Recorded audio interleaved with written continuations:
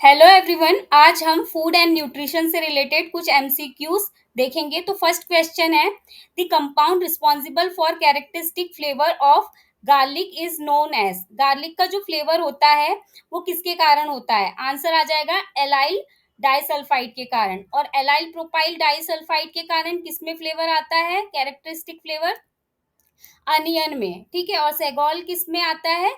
Ginger में। तो ये तीनों का ही याद रखना, ये तीनों ही अच्छे क्वेश्चन है।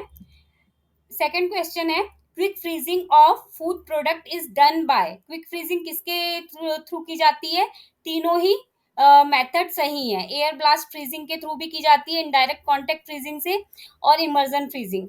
तीनों ही मेथड यूज की जाती है क्विक फ्रीजिंग के लिए। ठीक है। नेक्स्ट क्वेश्चन है, carotenoids present in kiwi, capsicum and मेज। देखो, ल्यूटीन और जिएजेंथिन ये दोनों ही कैरोटीनॉइड्स हैं और दोनों प्रेजेंट होते हैं कीवी और कैप्सिकम में और मेज में भी। ठीक है। उसके अलावा जो टोमेटो में होता है वो लाइकोपीन होता है, और ग्रीन कलर की जो वेजिटेबल्स होती है ज़्यादातर उसमें तो क्लोरोफिल होता है। ठीक है। और कैरोटीनॉइड्स भी होते हैं। ठीक है।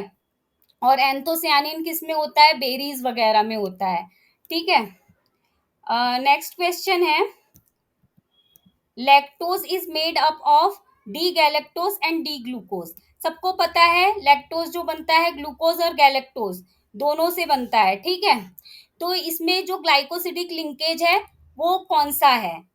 तो ऑप्शन है alpha 1,4 glycosidic linkage, beta 1,4 glycosidic linkage. देखो आंसर बता देती हूँ। जो लैक्टोज है उसमें ग्लाइकोसिडिक लिंकेज होता है बीटा 1,4 ग्लाइकोसिडिक लिंकेज।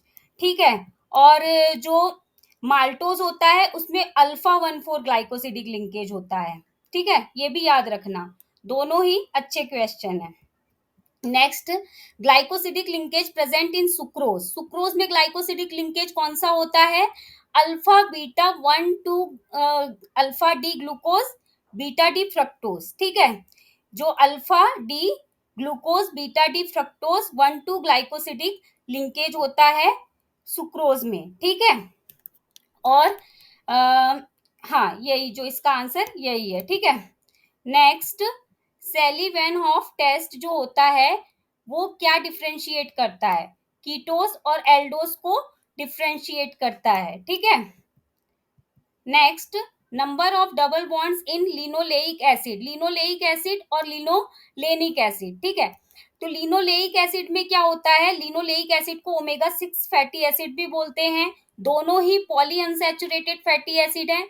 लेकिन लिनोलेइक फैटी एसिड जो होता है उसमें 2 डबल बॉन्ड होते हैं। वहीं पे लिनोलेनिक फैटी एसिड जिसमें ओमेगा 3, उसमें 3 डबल बॉन्ड होते हैं। तो याद रखना, लिनोलेनिक एसिड ओमेगा 3 और 3 डबल बॉन्ड। तो बस एक ही चीज याद रखो, ओमेगा 3 3 डबल बॉन्ड। ठीक है। लिनोलेनिक। फिर ओमेगा 6 में 2, एक में 2 है एक में 3 है। तो इस तरीके से याद रखना। ठीक है। Next, lower the iodine number. देखो आयोडीन नंबर जो है वो अनसैचुरेशन को दिखाता है। जितना ज्यादा आयोडीन नंबर रहेगा उतना ज्यादा अनसैचुरेशन। तो lower the iodine number, lower the unsaturation. ठीक है। Next, in which year MPEDA formed. देखो, फॉर्म्ड एंड नेट फिश। ठीक है। तो इसका जो राइट आंसर आ जाएगा 2006 में। अब एम्पीडा का फुल फॉर्म बता दो। ऑप्शन है marine products export development authority, meat products export development authority. देखो, जो एम्पीडा का फुल फॉर्म है वो है marine products export development authority. ये कब आई? 1972 में ये अथॉरिटी बनी। इसके पहले कौन सी अथॉरिटी थी? Marine products export promotion council थी। ठीक है। पहले marine products export promotion council थी। उसके बाद कौन सी आ गई? Marine product export development authority. ठीक है। Next, under which ministry does APEDA and MPEDA falls. देखो, एपीडा और एम्पीडा दोनों ही एक ही मिनिस्ट्री में आते हैं और वो है ministry of commerce and industry. ठीक है। याद रखना, ministry of commerce and industry में ही एपीडा और एम्पीडा आते हैं। देखो एक्सपोर्ट डेवलपमेंट अथॉरिटी है दोनों, तो एक्सपोर्ट का डेवलपमेंट कौन करेगा? कॉमर्स एंड इंडस्ट्री वाले।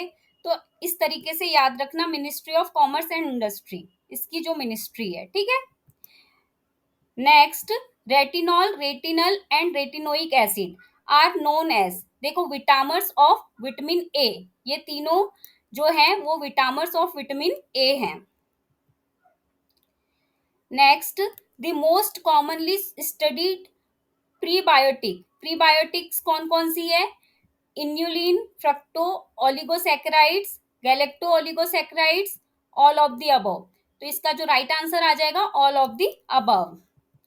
Cotton seed endosperm has pigment glands which contain toxic pigment, कौन सा टॉक्सिक पिगमेंट प्रेजेंट होता है कॉटन सीड में? गॉसिपॉल, ठीक है। Which of the following probiotic are commonly used in kefir production? Kefir production के लिए कौन कौन से प्रोबायोटिक यूज होते हैं? एसिटोबैक्टर, ल्यूकोनॉस्टॉक और लैक्टोबैसिलस, ये तीनों ही यूज होते हैं, इसीलिए all of this right answer आ जाएगा। In which condition milk is considered lactose free and be labelled as lactose free milk?